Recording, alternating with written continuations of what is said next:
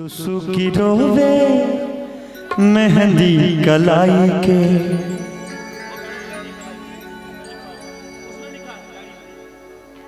देखिए लड़का के बाद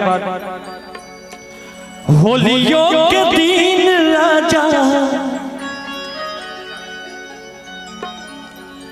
होलियों के दिन राजा छोड़ के लड़ाई के।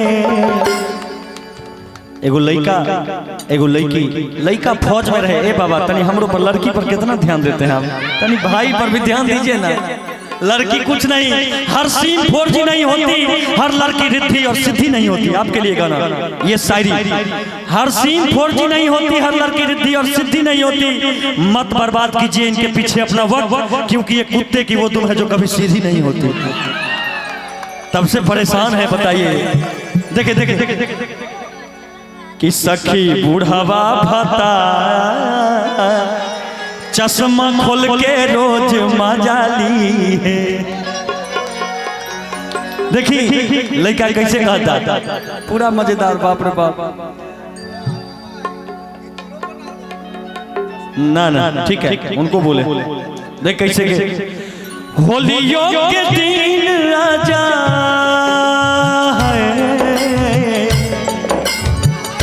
होलियों के दिन राजा छोड़ के लड़ाई के। सुसुकी रोवे मेहंदी कलाई के। सुसुकी रोवे मेहंदी कलाई के। और रंगों भी भूल गई है, रंगों भी भूल गई हाथ के ललाई के। सुसुकी रोवे मेहंदी कलाई के। सुसुकी रोवे मेहंदी कलाई के।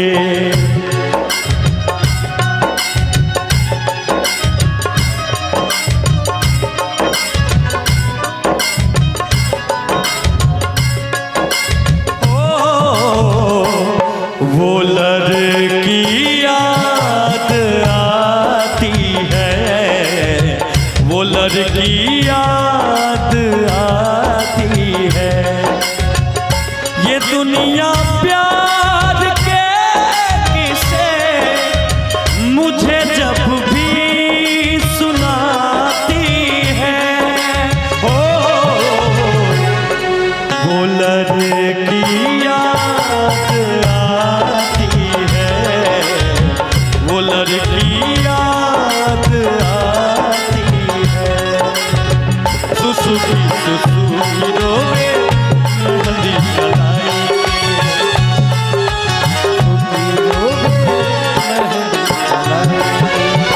जानते हैं नु भैया, ये जो लड़का रहता है वो देश का फौजी होता है, और वो देश की सरहद पर हम लोगों की रक्षा करता है।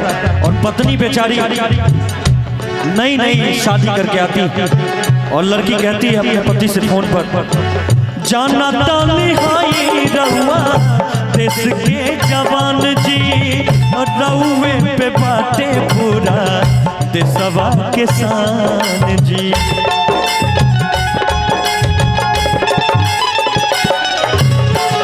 जाना तानी हाई रहुआ देश के जवान जी, रहुए पे बाटे पूरा देशवा के शान जी।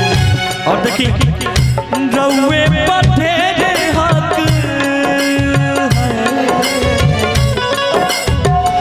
रहुआ पठे हक बाटे भारत माई के। सुसुकी रोवे मेहंदी कलाई के। सुसुकी रोवे मेहंदी कलाई के।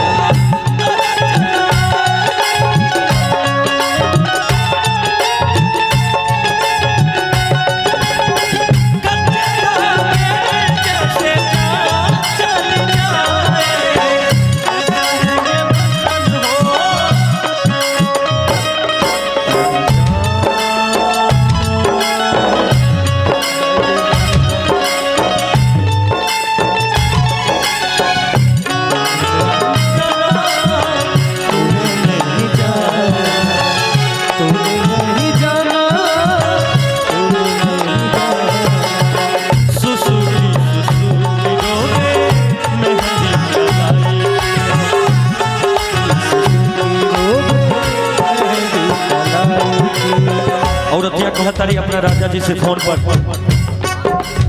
सीमा से खरीद के सवरिया हरिया उजर के सरिया पियरिया।